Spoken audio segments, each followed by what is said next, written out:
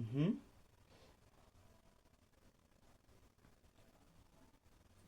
Et si j'avais mis, par exemple, si j'avais mis 4.4, qu'est-ce que ça donne? Ça donne 4, ok? Puisque le 4 ne dépasse pas 5. Mais si ça dépasse 5, ça arrondit, ça donne le nombre qui suit, ok? Je peux aussi utiliser MathFlow pour faire quoi? Donc ça donne 4, ça donne 4. Même si ça dépasse 5, ou bien si c'est égal à 5, même si je mets 9, ça donne toujours 4. Même si je mets 9 ici, même si ici en bas je mets 3 ou bien 4, ça donne toujours 4. Avec, avec maths, il faut arrondir l'entier inférieur vers moins l'infini. Donc pour dire que on ne prend pas compte, des nombres après la virgule avec MathFlow. Ok? Je peux aussi utiliser C, le C, arrondir à l'intérieur, arrondir à l'entier supérieur. Donc on vient de faire l'arrondissement à l'entier inférieur. Pour ce faire, je prends celui-ci. Je fais correr et je change avec C. Si je change avec C, qu'est-ce que ça donne? Donc je vais changer avec C, ça donne quoi? Avec C, ça donne, ici ça donne 5, 5. Pour dire que ça a arrondi avec l'entier supérieur. Que ça soit inférieur, le nombre après la virgule, que ça soit inférieur ou supérieur, tu vas prendre un entier qui est supérieur. Mais avec flow, tu prends un entier qui est inférieur.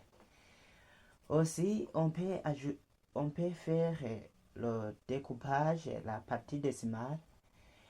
Pour ce faire, on utilise la, la méthode de maths Trank. Mhm. Regardez, je prends Trank ici. Trank. Si j'enregistre, je trouve toujours 4 et 4. Donc, ça coupe les nombres qui se trouvent ou bien la partie décimale. Aussi, on peut gérer aussi des arrondissements. Donc, on prend un nombre au hasard. Donc, je vais prendre un nombre au hasard. Je change, je mets quoi? Je mets 1.005. Si j'enregistre, je trouve quoi? 1.005. Mais je vais arriver. Je vais faire un arrondissement après la virgule. Par exemple, je mets 2. Si j'enregistre, je trouve 1.00. Qu'est-ce que cela ça donne? 1.001. Mais pourquoi ça affiche?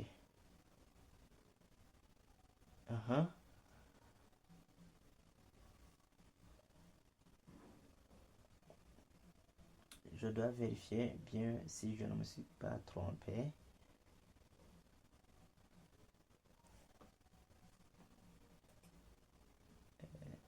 Donc ça aura pu me donner, oui. Donc ici j'ai indiqué la méthode to fix it permet d'arrondir avec le nombre que tu as mis entre parenthèses. Donc je vais deux nombres après la virgule. C'est pourquoi ici ça m'a affiché 0. Ça aurait pu m'afficher 0, 0. Mais puisque le nombre qui ici dépasse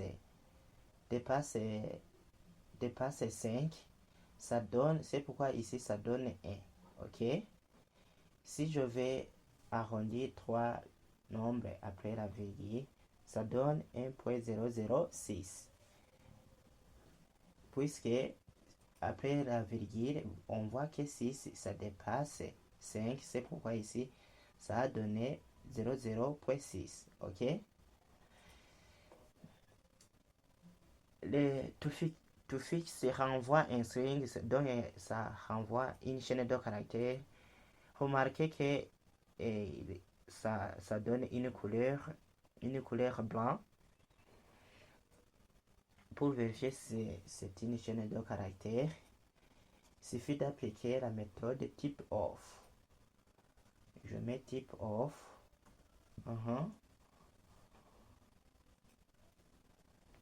Je dois vérifier son type. C'est une chaîne de caractères string.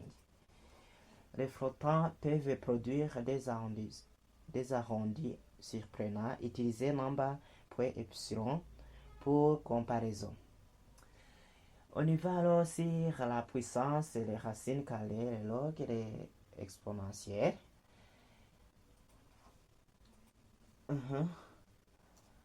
On y va vite. Donc on est sur la puissance. Souvenez-vous, on peut faire console .log. Si je prends D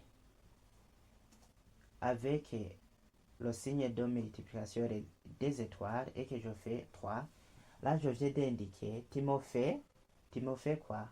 Timothée D exposa 3, ça donne 8. Puisque ça donne 2 fois 2 fois 2, et ça donne 8.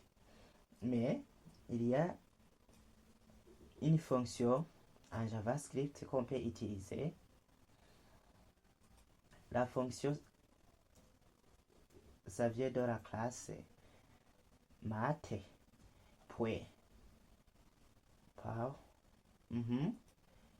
Je mets alors le 2 qui se trouve ici, virgule, et je mets 3. Là, je viens d'indiquer, de me faire la puissance et ça donne 8. Donc, on peut utiliser math.pow et puis tu indiques le nombre qui va porter l'exponentiation et tu vas indiquer le nombre d'exposants que tu veux. Et on a indiqué que c'est 3. Il y a aussi, on peut faire le carré d'un nombre, plutôt la racine carrée, je crois bien que c'est la racine carrée, en utilisant math. On utilise la classe math. La classe math.sqr.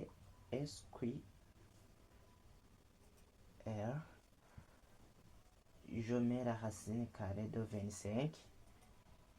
Est-ce que ça donne quoi? Ça donne 5, oui. La racine carrée de 121 par exemple, ça donne quoi? Ça donne 11, ok, c'est bon. La racine carrée de 144, ça donne quoi? Ça donne 12. Donc, pour dire que math.sqrt retourne la racine carrée. Est-ce qu'on peut retourner la racine cubique? Je dois vérifier ça. Je mets la méthode cubert et je vérifie la racine cubique de 27. Et ça donne quoi? Ça donne 3, oui. Ce qui correspond au résultat.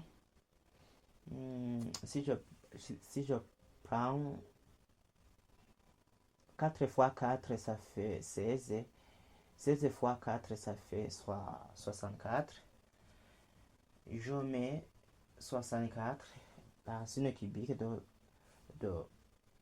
64, ça donne 4. Donc, on peut aussi faire la racine cubique. On peut aussi utiliser les logs pour ceux qui connaissent les fonctions mathématiques des logs. Donc, je prends math.log, log de 10. Log de 10, je mets ça par exemple. Est-ce que ça donne quoi? Ça donne 2, oui, ce qui correspond au résultat.